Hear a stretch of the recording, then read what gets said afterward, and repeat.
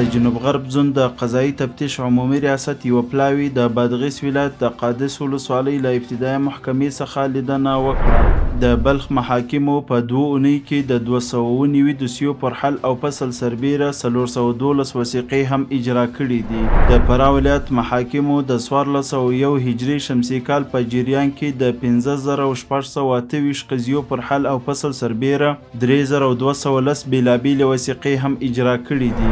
د کابل ښار د اسناد او وثایقو شپږو امریتونو په تیرو 3 میاشتو کې د 6618 کاختونو په ګډون 1950 بیلابیلې وثیقې اجرا کړي دي.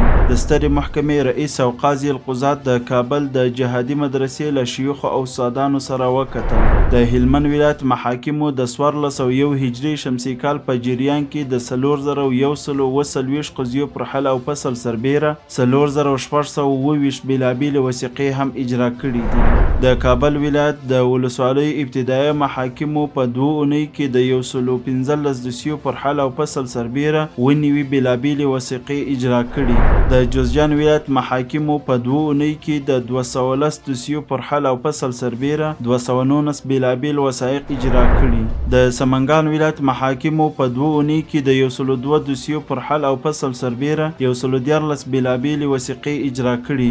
د تخار ولایت محاکمو د محرم الحرام میاشت کې د 1554 دوسیو پر حل او فصل سربیره 115 بیلابیلې وثیقې اجرا کړي. د غور ولایت محاکمو په 2 اونیو کې د 111 دوسیو پر حل او فصل سربیره 189 بیلابیلې وثیقې اجرا کړي.